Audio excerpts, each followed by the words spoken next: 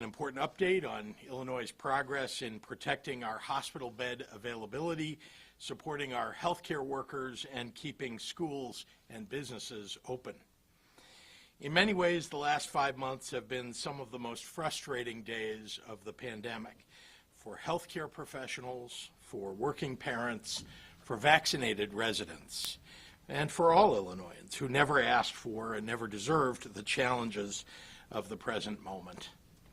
But throughout every minute of this deadly global pandemic, the people of Illinois have demonstrated a willingness to look out for one another and to rise above the loud minority of voices who have used this emergency to naysay, bicker, polarize, and divide.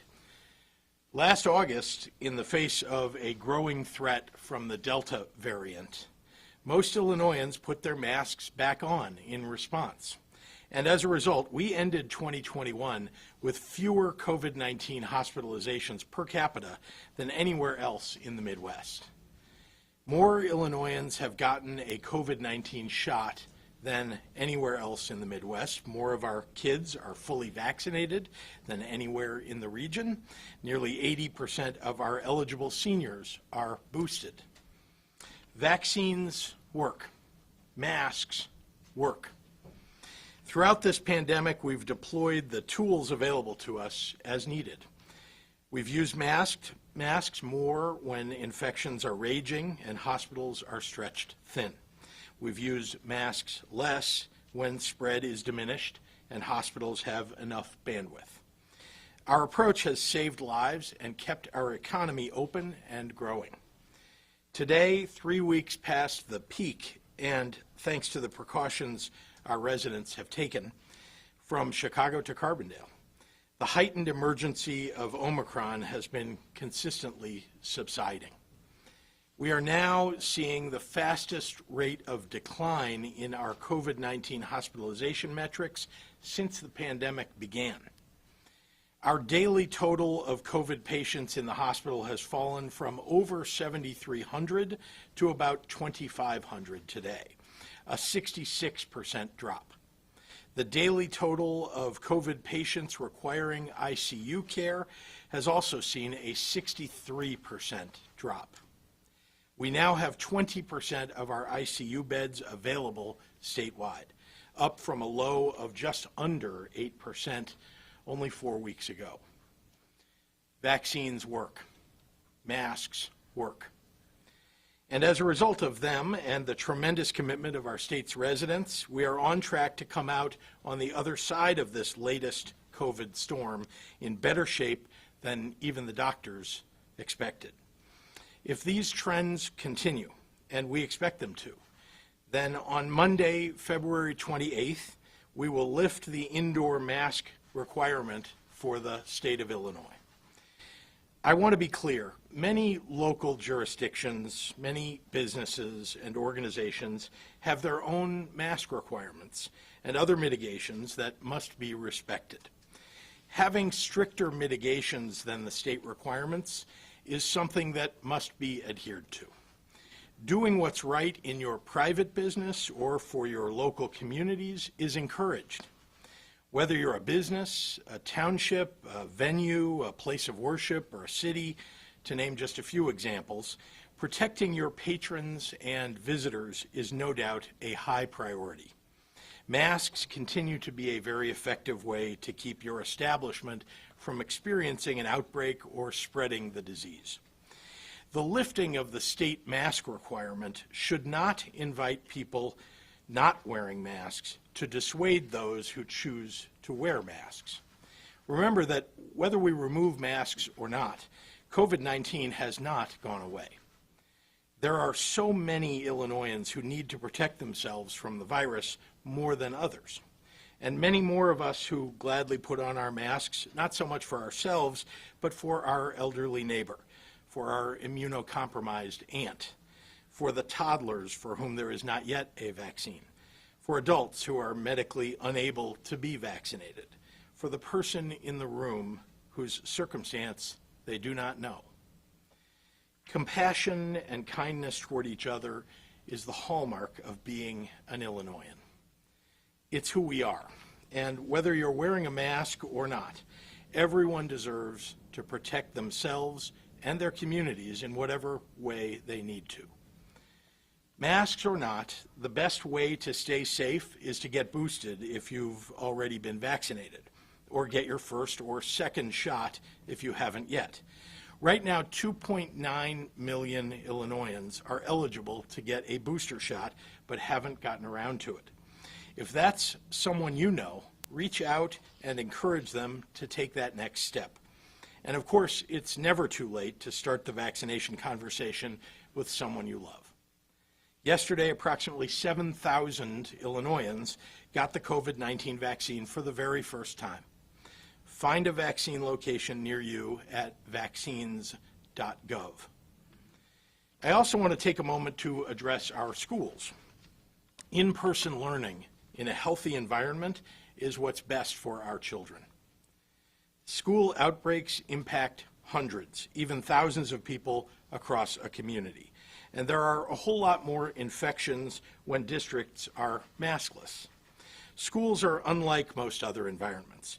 There are far lower vaccination rates for school-aged children than adults, higher exposure to on a daily basis to younger children who aren't yet vaccine eligible, and more difficulty maintaining distance in hallways and gyms and classrooms. The equation for schools just looks different right now than it does for the general population.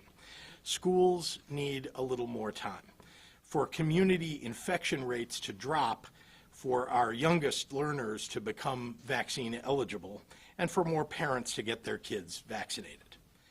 The protocols and tools that we've been using thus far have worked to keep schools open, and they've done it because we have masks and testing and vaccines. Remember that our goal is to maintain a healthy in-person learning environment for kids, teachers, and staff, and to protect all parents and grandparents who interact with our schools, and to avoid adaptive pauses and remote learning. Schools are open and should remain open. Protecting everyone in a school community, their education and their health, is our highest priority. In the coming weeks, it's my hope and expectation that we will continue making progress to a place where we can remove school masking requirements and keep kids in schools. So I want to thank you, and now I'd like to turn it over to our stellar state's top doctor, and that's Dr. Ngozi Ezike. Doctor.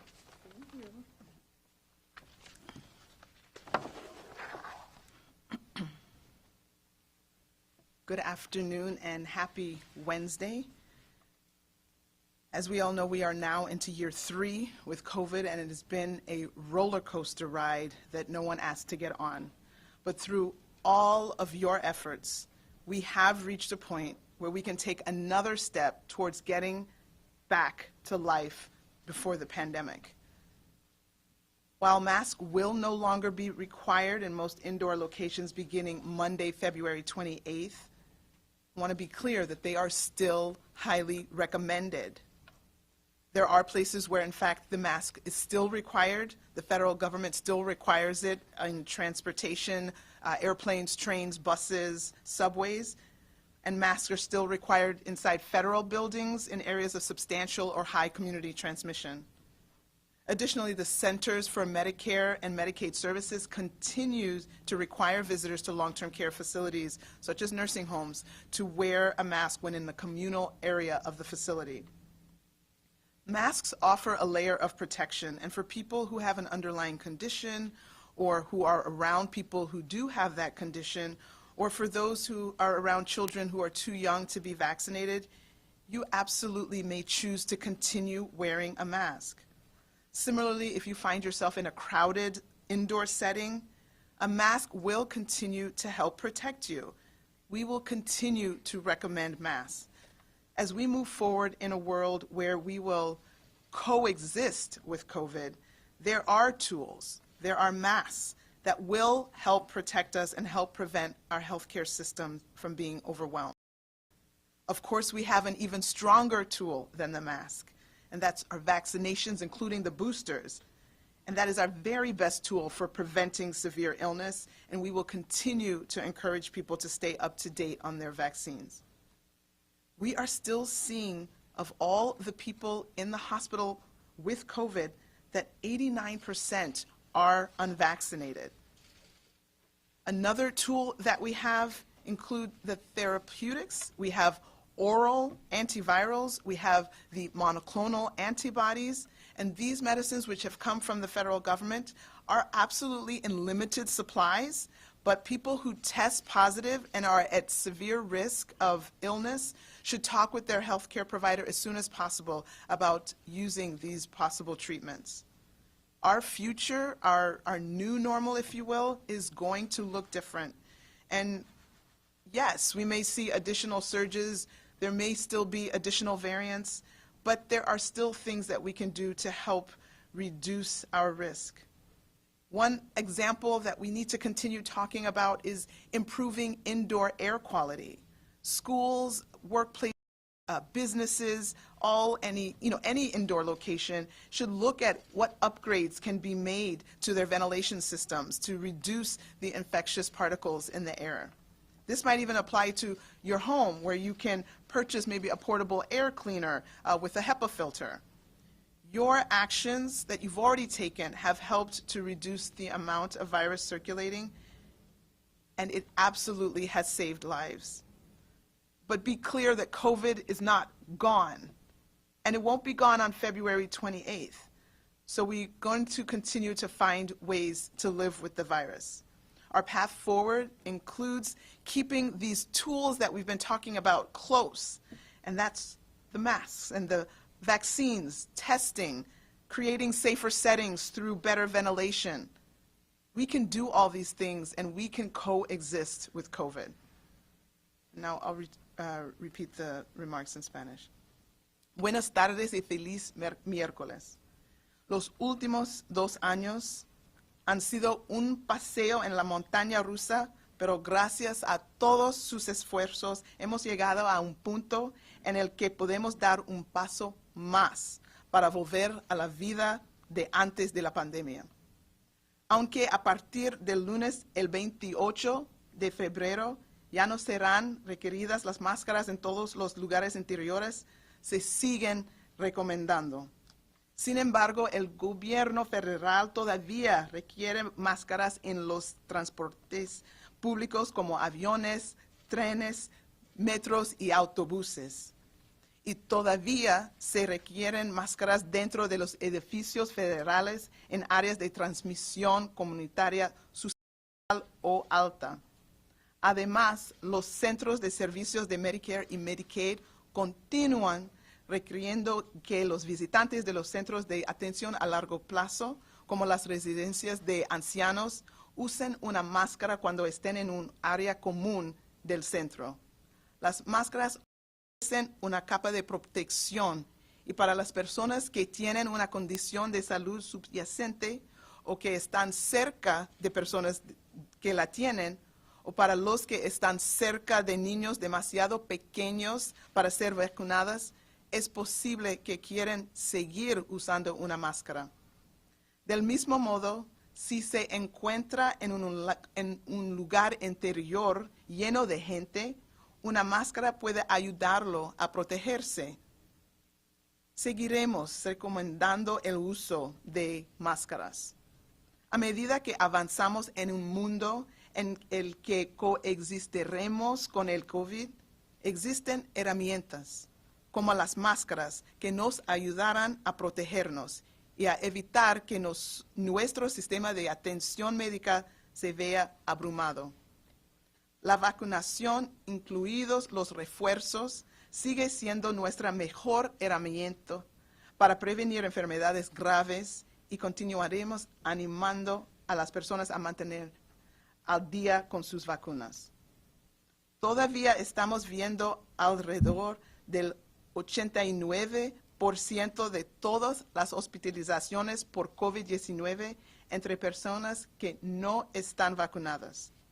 Otras herramientas que tenemos para avanzar incluyen las terapias antivirales orales y anticuerpos monoclonales, estos medicamentos del gobierno federal tienen un suministro muy limitado en este momento, pero las personas que dan positivo y corren el riesgo de sufrir una enfermedad muy grave deben hablar con su proveedor de atención médica sobre estos posibles tratamientos.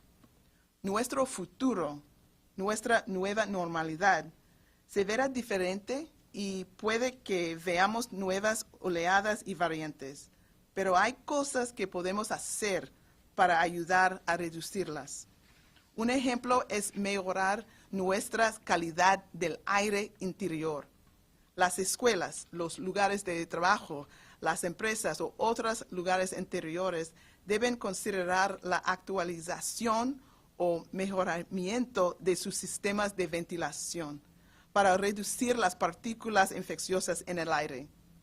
Esto puede aplicarse incluso a su propio caso, usando un purificador de aire con un filtro HEPA.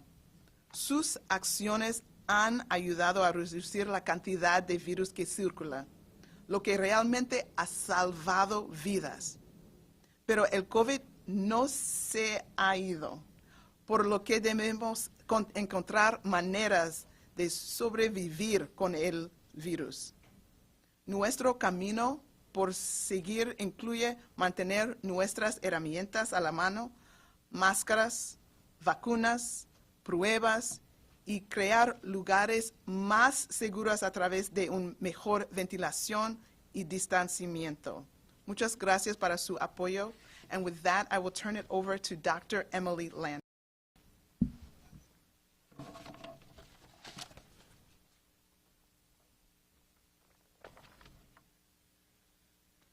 Good afternoon.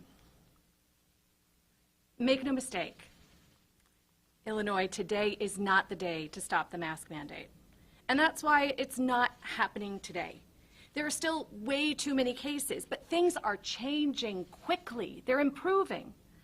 Many have asked for a metric or a number that will guide the rules and regulations, but each wave of this pandemic has had different characteristics, different behavior, and no single metric has been able to reliably predict the outcomes and the trajectory of each of the variants.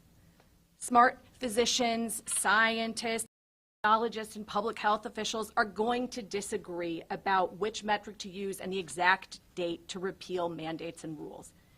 This kind of discourse is good. It shows that we have a diverse community of experts that are considering all the angles.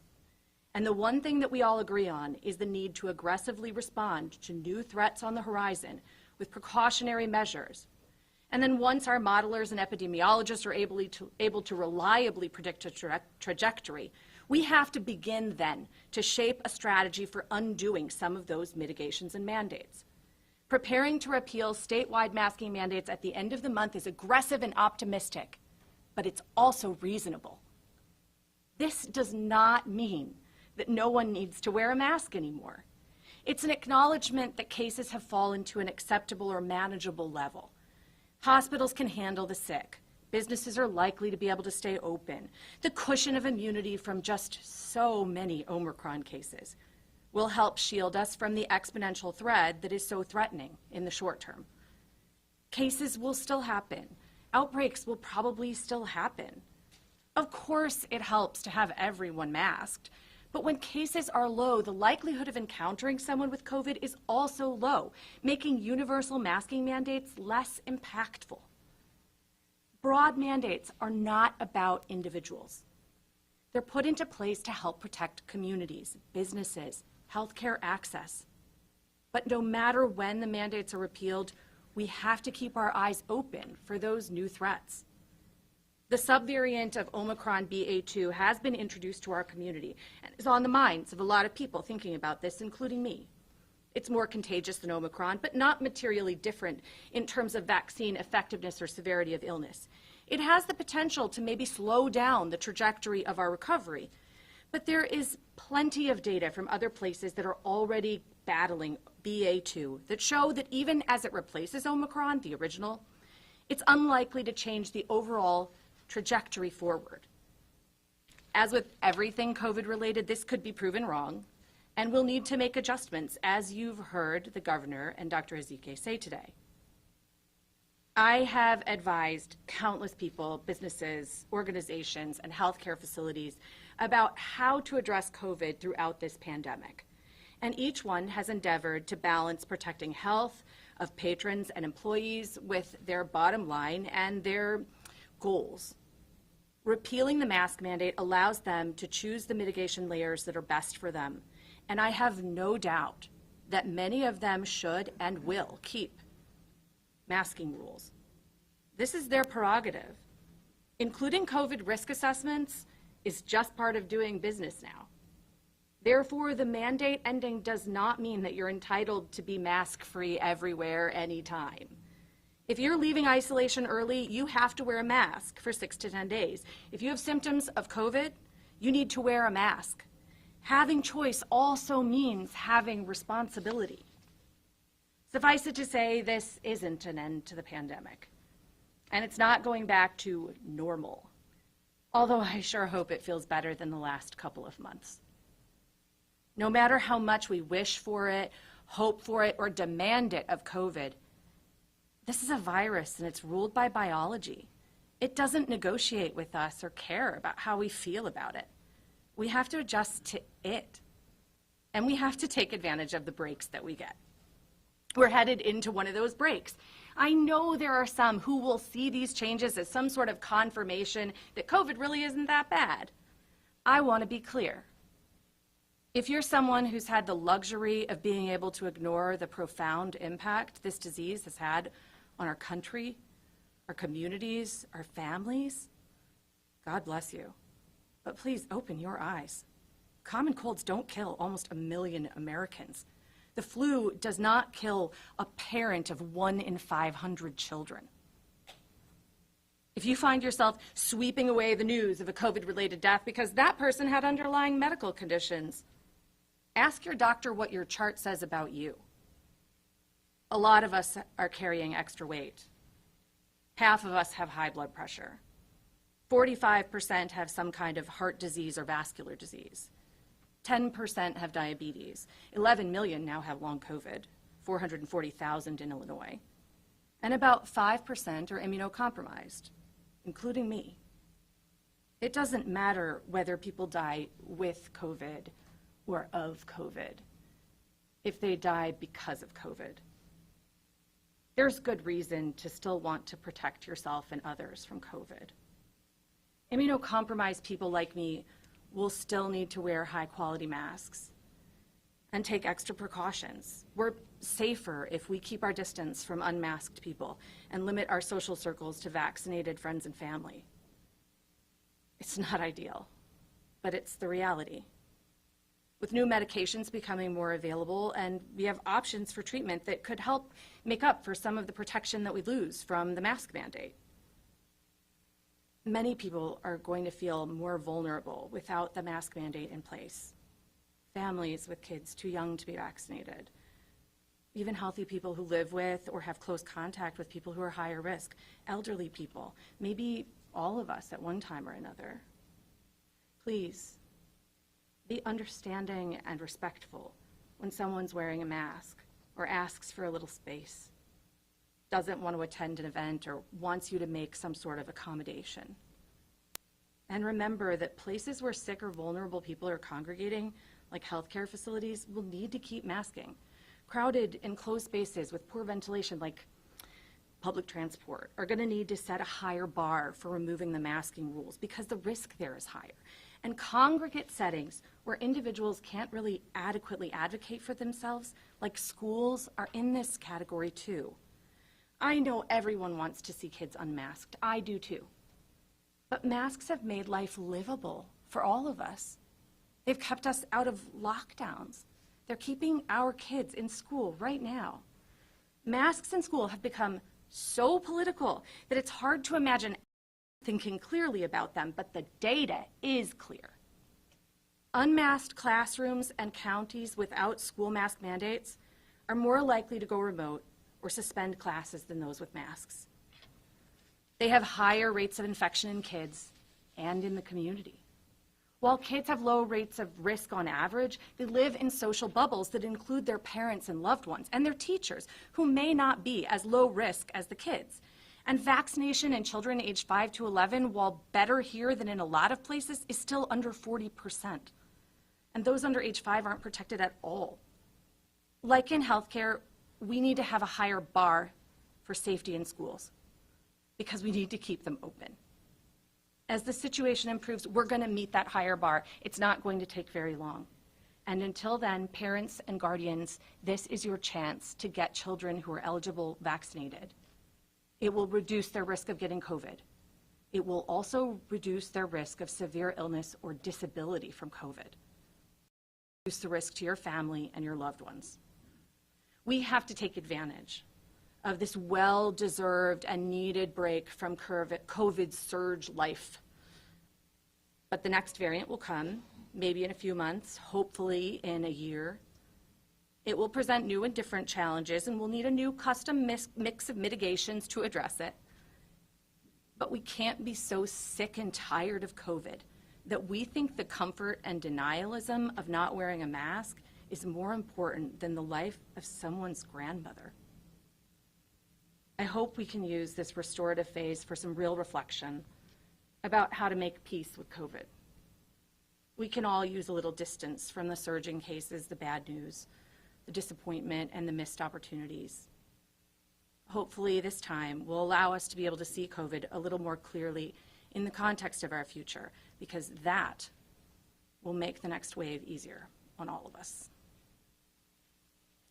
Thanks, everyone, and I'm going to turn it back to answer questions. Thank you. Thanks, Dr. Landon. Happy to take questions, yes. Despite all that's been said just now, and I'm not going to surprise you, there are people who are still questioning this decision and say, is it really about the science or is it about your reelection? On Monday, you said hospitalizations 3 times. Yes. Well, when you put the mask mandate in place, hospitalizations were at 1,700. We're not at 1,700. No, we're not. So why pick February 28th? Because we're seeing a trajectory of those hospitalizations. We've come from 7,300, more than that, down to under 2,500 just in the last 4 weeks. And over the next couple of weeks, before we get to February 28th, I think we all expect to see a continuation of that trend. Would you talk about those, the naysayers, or just your critics, who believe this is more about a political campaign than about the science? These are the same people that wanted us to take masks off or encourage people not to get vaccinated back when we had rising infections and rising hospitalizations. So it's hard to take them seriously at this point. Governor, you said eventually masks in schools will go away. And Yes. In light of this good news today with hospitalizations going down and the fact that vaccinations are high for the Midwestern states, you still have 500,000 students right now who are in mask-optional schools. Would you consider dropping the appeal and giving the power back to school districts? And are you surprised by so many parents and students who are fighting back, who are stuck in mask-mandated schools?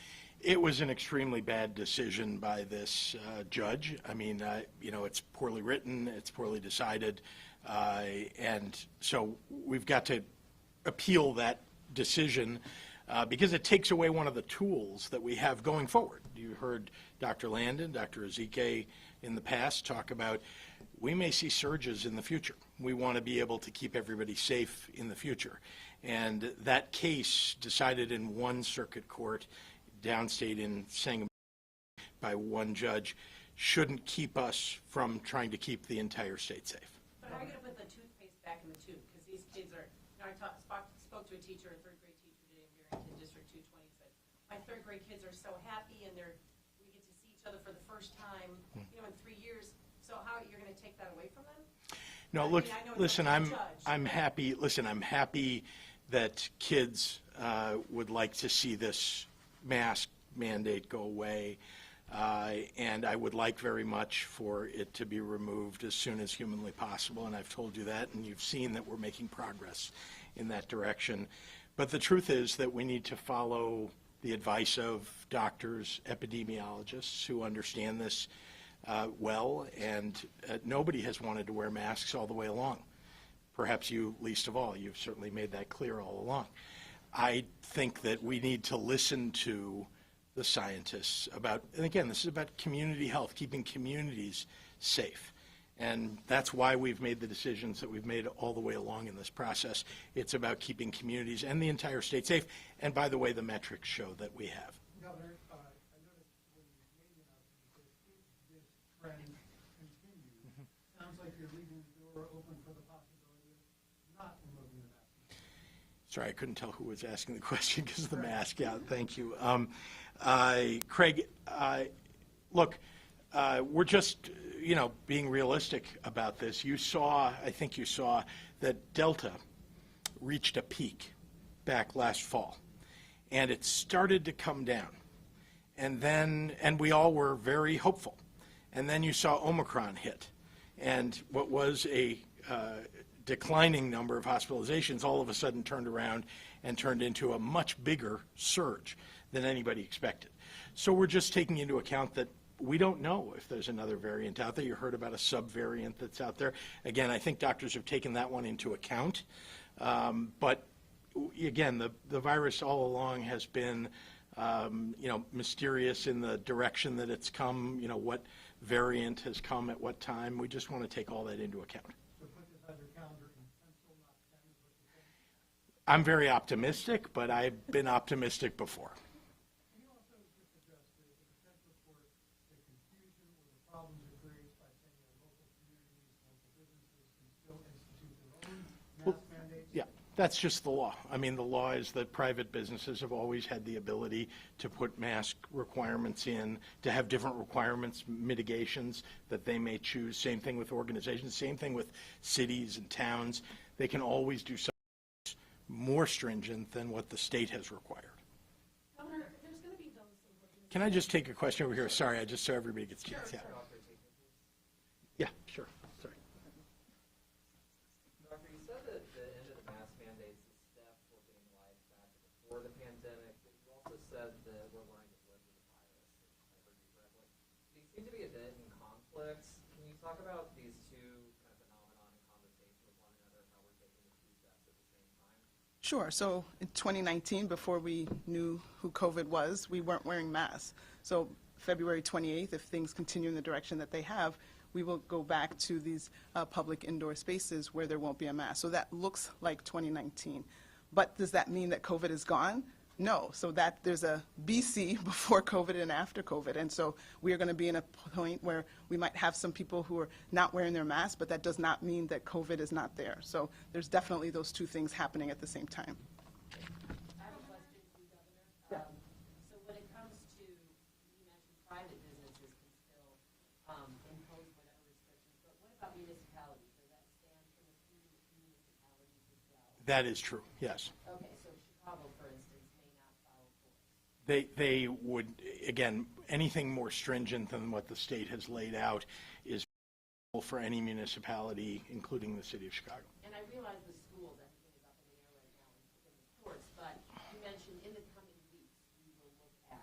So what does coming weeks mean? Are we talking literally weeks or months? And I know Dr. Landon said everyone wants specific metrics, but yes, I'm asking what specific metrics might you be looking at when it comes to schools? If you don't mind, I'm going to ask Dr. Landon to come up, but I'll just say we really mean weeks. That's our belief at the moment. And again, it's, as somebody pointed out, it's with the hope that we don't see any reversal or a new variant. But it is our intention and our hope that that will be weeks. But Dr. Landon, do you mind? Can you just clarify that, Governor, real quick? Because we're talking weeks, that could be the same time as the indoor mask mandate. We're talking the end of February. Well, I think our theory here is that because of the unusual environment schools are and present, that it would be longer than February 28th, but still within weeks. But if you wouldn't mind answering the previous Yeah, I'll just say that metrics are really tough for COVID. And it's great to have one simple metric. CDC recommends like a combination metric of sort of the number of cases and then the positivity rate. Now, both of those together are very useful. A lot of places have decided to go with those, but there are some arguments against it, that isn't really necessarily how sick people are, because that doesn't include hospitalizations, and that now that there's a lot of home tests, it may not be a good idea to choose just case rates. that the percent positivity could be influenced by how many people are being tested for asymptomatic for pre-procedure testing. There's a ton of minutia that goes into each of these things. So you have to kind of look at the trajectory of things, and you have to think about all those metrics together. When it comes to schools, I am not a pediatrician, but I will say that I think that it's probably reasonable. The guidance from the CDC is to really stick to those less than substantial transmission before you consider having anybody be unmasked in schools. I think you can be a little bit aggressive when you're talking about whole statewide mandates because you can be more granular by letting people make their own decisions.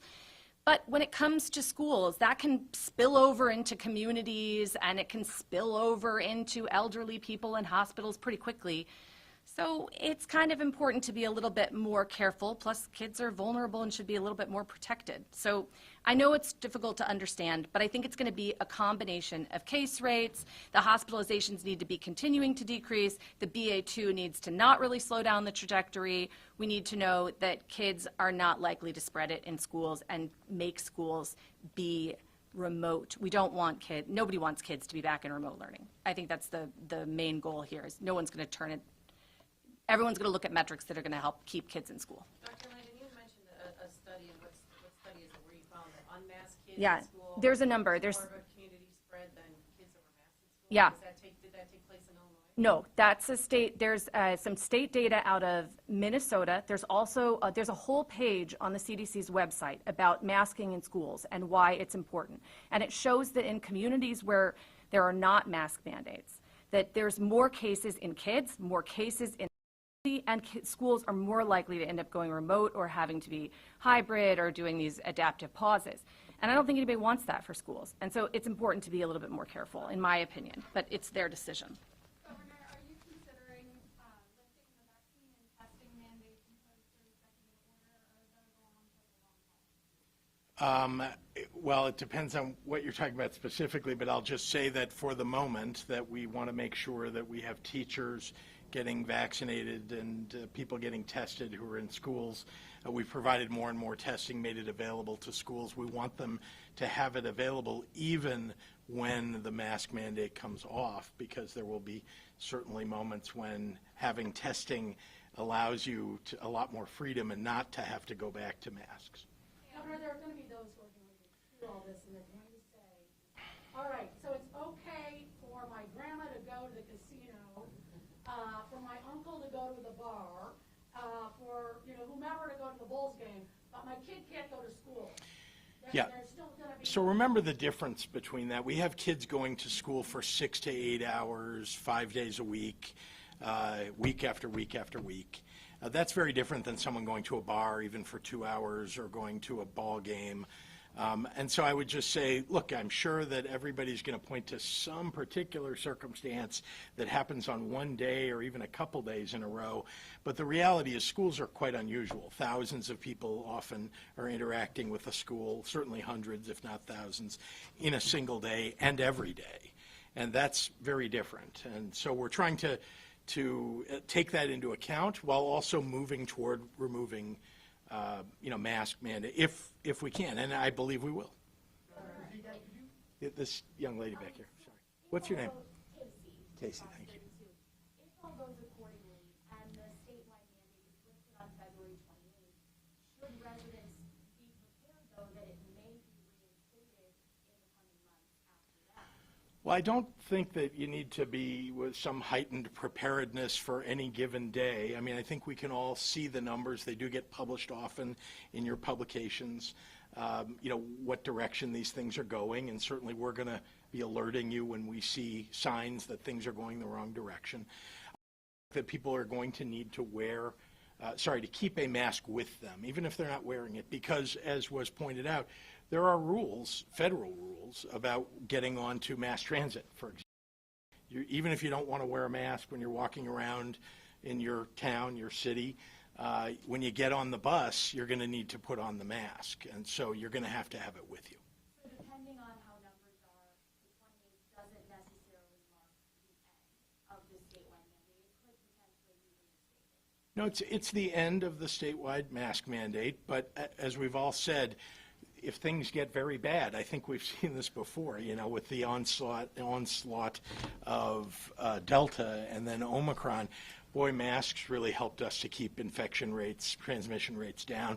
So there may become a time in the future when that happens. You may remember that last summer, in May, in spring, we announced that on June 11th, I think, that we would move into phase 5, that people could take their masks off, and they did.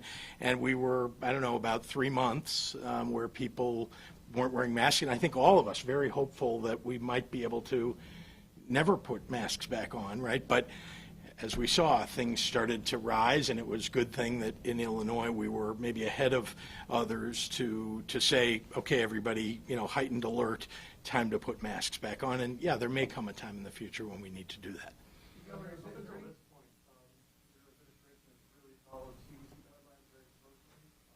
Under the current guidelines, transmission is supposed to be high in all of Illinois. I guess, why the decision to be more aggressive than the CDC at this point? So 2 things, just to remind you that there was I've been in office for 3 years. The CDC was under different management just a year plus ago. So not always. We've had to sometimes fight the CDC. But in this case, we're following the CDC is putting out and recognizing that we're not there yet, and that's why February 28th is a goal. It's not today. We're announcing it today, so people will know, businesses will know, when that date is coming. Our trajectory looks like we're going to be somewhere close to maybe where we were last summer, or at least in May when we were making the decision back last May. And my expectation is that, we'll continue to watch what the CDC and listen to what the CDC is saying. But we do think, and I think, again, collectively, and I've talked to other epidemiologists not in the room and people who are infection control specialists, people really do feel that the trajectory here is one that we're going to be able to hold on to. Governor Pritzker, are you doing this on the 28th because the State of the Union with President Biden is going to be delivered the following day, March 1st? No. How often do you talk, though, to other governors, especially other Democratic governors who have made similar decisions this week? Well, I talk to governors all the time about this, and I haven't talked to a specific governor in one of the states that announced it this week, anytime in the last week or so. But we, look, all of us are challenged in our states, slightly different circumstances in each state. I think you saw that, I think the Northeast got hit with Omicron before we did, and then it seems like almost like a cloud moving east to west. It seemed like it, came to the Midwest and it alleviated in the East before it alleviated in the Midwest. So, it's hard to say that, talking to one or another governor is going to tell you a timing question. It's more, the advice that we seek from one another, governors, is how did you handle this type of circumstance when it came up? I remember, for example, that I called the governor of New York couple of months ago. This is the current governor of New York, when she put in place a limitation on elective surgeries. You may recall that. And other states were not doing that. And so I was, she announced it. There really wasn't a great explanation in the news, so I called her to say, can you just tell me what's going on in your state? And she gave me some advice about what was happening in her state, not relevant to our state at the time, so not something that we needed to do. We'll do one more. Yes, sir. What kind of data are we looking forward to getting epidemiological once the masks come up? I mean, I imagine these states have never had mask mandates, we're getting data from that, but as far as, maybe this is a question for Dr. DK, what, about case transmission rates and stuff, what's there to learn from this kind of experiment, scientifically once it happens, I guess, a science question, a policy question, I'm interested. No. I'm glad that you used the word experiment, because I think people might be uncomfortable with that. We are forming the experiment in the real time and learning from it and making decisions based on it. So when we think about any kinds of changes, you really, and that's just a general scientific principle, you don't want to try to be looking at the results of too many changes at the same time, because when the results occur, you're not sure which intervention can you attribute it to. So for instance, now we're taking the big step, hopefully on February 28th, to have the, the indoor mask mandate for the public spaces suspended. We need some time to make sure that we don't see some kind of unexpected result. So we don't want to take it off in all settings. We can start there and look at it and see what's the result of doing that. And then you can say, okay, we assessed the result of that intervention. Now we can move to another intervention. Doing two things at once can confound the results and not make it clear which intervention had what result. And so really stepwise moves make sense and allow you to actually evaluate what you've done. I'm sorry, if I may just add, Doctor, I think, each time that we've had a variant, you're in a new set of, you use the word experiments, but as you know, Omicron was vastly different than Alpha. And so all of a sudden, and you don't know, nobody hands you the playbook on the new variant, you have to watch it. And one of the things that happened with Omicron was, I think we all saw that it hit South Africa, hit Scotland and UK, and we were able to see that when it peaked, it came down at a rapid rate. That's informative, not necessarily what was going to happen in the United States with Omicron, because there's a subvariant. But you're trying. Each one of these is a bit different. All right. Thanks, everyone.